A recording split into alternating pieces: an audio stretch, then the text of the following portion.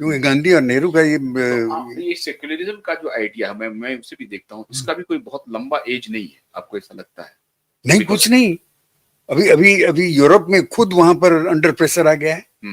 France में अभी देखिए कि फार राइट, जब से फार राइट इसलिए आता है कि आपने मुसलमानों को आने दिया और फिर वो वहां पर अभी ब्रिटेन में टेंशन है सब जगह। तो वो जाएंगे तो अपनी बात करेंगे, आप अपनी बात करेंगे, फिर आपका जो एक सेकुलर फ्रेमवर्क है वो अंडर प्रेशर आ जाता है। और लोग भी जाएंगे, अभी मुसलमान के कोई और जाएंगे, तो फिर तो प्रॉब्लम तो हो जाएगा। आप ये कह रहे हैं कि प्रशांत का ये जो आइडिया है तो उसमें कोई नयापन नहीं है, नहीं, और somehow it looks that it is a political immaturity that and he doesn't buy any idea which will survive after all these basic problems like employment and और ये सब इटर्नल इश्यूज हैं, एम्प्लॉयमेंट और प्राइस राइज और ये सब अगर आप किसी को 12,000 की नौकरी देंगे तो फिर वो कल 50,000 मांगेगा। और क्या, अभी यूरोप में इसलिए सरकारें गिर जाती हैं कि कॉस्ट ऑफ लिविंग बढ़ गया है।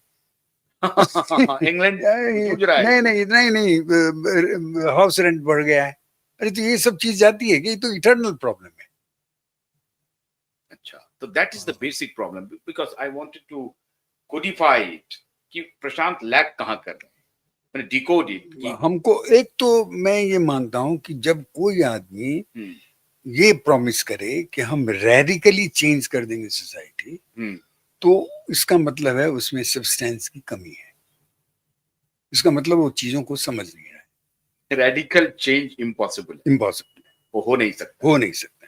अच्छा, तो वो इवॉल्व होता है और अमेंडमेंट्स और वेरिएशंस चेंजेस ये सब होता है। नीतीश कुमार एंड मोदी स्लोली उसी में रहते हुए थोड़ा पॉकेट ठीक करते चेंज, और इसीलिए एक सेंसेशन ऑफ गोइंग फॉरवर्ड अभी देश के अंदर है, क्योंकि मोदी ने उसको क्रिएट किया है।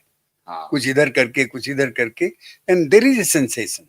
कोई रेडिकल रिफॉर्म की नहीं, वो कोई रेडिकल, मोदी रेडिकल है ही नहीं, किसी चीज में कोई रेडिकल चीज नहीं करता है। तो पॉलिटिक्स में आपको प्रायोगिक बनना पड़ेगा, प्रयोगधर्मी बनना पड़ेगा। प्रयोगधर्मी, लेकिन इन ए प्रैग्मेटिक वे। ये नहीं कि आप बहुत प्रैग्मेटिक वे, कोई फ्लरिश के साथ आप ऊपर आ जाएंगे, ये नहीं हो, ऐसा नहीं होने वाला। नहीं।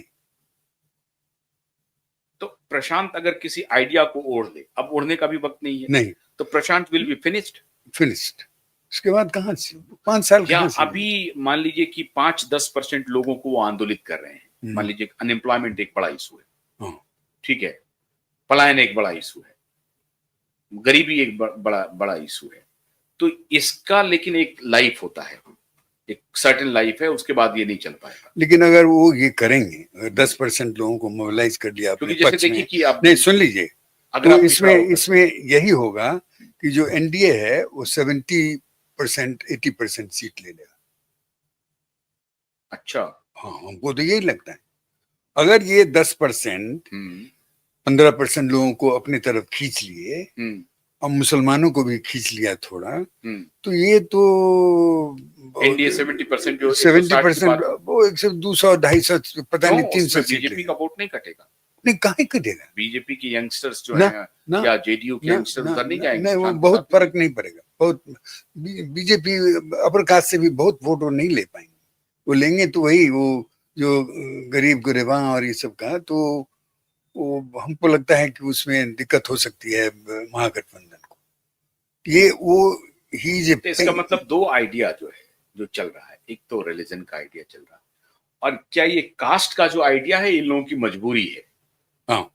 That is beyond these issues, है ना, भुखमरी, बेरोजगारी, इसके बियॉन्ड है।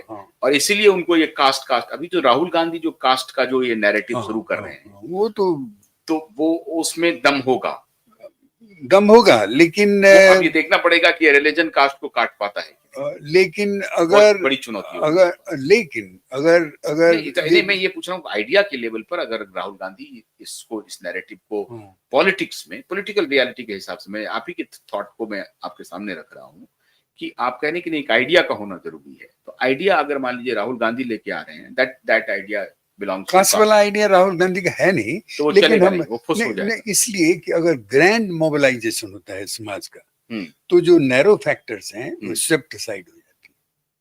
अच्छा, ये है 1971 में इंदिरा गांधी के खिलाफ सब लोग ग्रैंड मोबिलाइजेशन हुआ, इंदिरा गांधी 2/3 पता नहीं कितना वोट से आ गई थी। 80 में हुआ 1980 मोबिलाइजेशन, मोबिलाइजेशन जस्ट ये इमरजेंसी। इमरजेंसी, तो उसमें भी आपने देखा, हम्म, तो नैरो फैक्टर्स स्वेप्ट साइड हो जाएंगे। हम्म। लेकिन ये देखना है तो कि क्या प्रशांत ग्रैंड मोबिलाइजेशन कर पाएगा? कहाँ से करेंगे, क्योंकि तो उनके पास वो आइडिया ही नहीं नहीं नहीं, आइडिया के अलावा उनके वो पास गरीबी बेकारी जो है इटर्नल इशू है, इटर्नल इश्यूज है, उसका उस पर 10% कुछ 15% मोबिलाइजेशन हो सकता है। हाँ, इसके बाद क्या करेगा प्रशांत?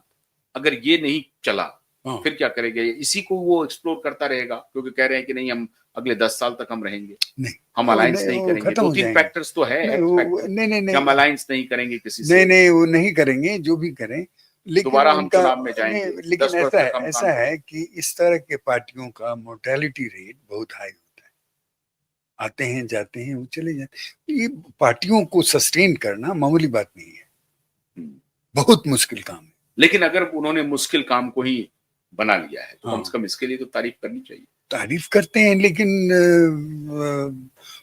आप स्टेटस कोइस्ट तो नहीं है? नहीं, आप ऐसा लगता है नहीं, कि नहीं, नहीं। आप कोई नए प्रयोग को आप सपोर्ट नहीं, हमने अब हकीकत की बात की है कि actually nothing happens. We talk about it, Prashant radical change की बात कहाँ कह रहे हैं? वो तो 2-3 सेक्टर्स में कह रहे हैं कि हम चेंज करेंगे, रेडिकल तो आगे करेंगे। क्या वो कह रहा है कि पलायन रोकेंगे।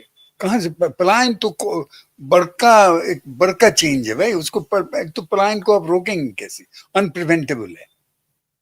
ये भी वो गलत बात कर रहे हैं। उसमें बहुत सारे फैक्टर्स होते हैं पलायन में। मान लीजिए किसी का भाई Even बाहर if you become the most rich or most prosperous society on the planet, migration will happen.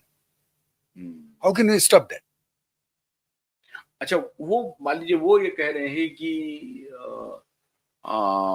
जो फोर्स्ड माइग्रेशन है, फोर्स्ड माइग्रेशन मतलब कि जो परेशान है, परेशानी में जा रहा है, तो परेशानी में भी उनको कोई एवेन्यू मिलता है तभी तो वो जाता है। मान लीजिए किसी का भाई कहीं बाहर रह रहा है, उसका कोई भाई बाहर गांव में है, तो वो वहां पहुंचा हुआ है, तो वो उसके लिए अगर अपॉर्चुनिटी क्रिएट करेगा तो 12,000 जो देगा वो वहां रह जाएगा।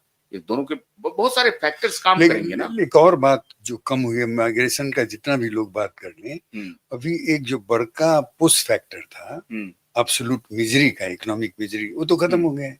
वहां एब्सोल्यूट पॉवर्टी तो है नहीं, लोगों के पास खाना पीना मिलता ही है, सबके पास कैश भी है। अभी कोई हमको कह रहा था कि अभी घर बैठे आपको 15,000 रुपए मिलता है, कैश आता है। तो काहे का आप जाएंगे माइग्रेट करेंगे भाई, किस बात के लिए? तो ये बेकार बात है। वो हमको लगता है कि, और हमने एक जनरल बात की, हम स्टेटस कोइस्ट या रेडिकल, हम ये अपने को कुछ नहीं कह रहे हैं, हम केवल ये कह रहे हैं कि अगर इतिहास देखो तुम ये तथाकथित क्रांतियों का, तो इनसे कुछ होता नहीं, 1 इंच भी समाज आगे या पीछे नहीं हटती। रूस में भी देखा, सब जगह देखा, कहीं कुछ नहीं होता है। चीन में हमने देखा। नहीं, हम बोल्शेविक पर भी और फ्रांसीसी क्रांति पर भी बात करेंगे, लेकिन आप हमारे साथ आए, हमने अभी बड़ी विस्तार से चर्चा की आपकी कुछ फिलॉसफी पर, जैसे झूठ पर, लाइज पे, और फिर पॉलिटिकल जो आपका अनुभव रहा है। कर्पूरी जी के साथ, जॉर्ज फर्नांडिस जी के साथ, प्रशांत किशोर पर हमने बात की, मोदी और नीतीश पर भी बात की। तो आपका स्टूडियो में आने के लिए बहुत बहुत आभार, बहुत बहुत शुक्रिया। हम उम्मीद करते हैं कि हमारे दर्शक इस पूरी बातचीत को, थोड़ा आपको अटपटा जरूर लगेगा लेकिन सुंदर लगेगा। आप ध्यान से अगर आप देखेंगे तो आपको आनंद भी आएगा। हम उम्मीद करते हैं कि आप इस पूरी बातचीत को देखेंगे। अगर आपको पसंद आए तो वीडियो को लाइक भी कीजिए, शेयर भी कीजिए और हमारे चैनल को सब्सक्राइब भी कीजिए। बहुत बहुत शुक्रिया पारसनाथ चौधरी, क्यूआईब नेटवर्क के स्टूडियो में आने के लिए। Thank you very much.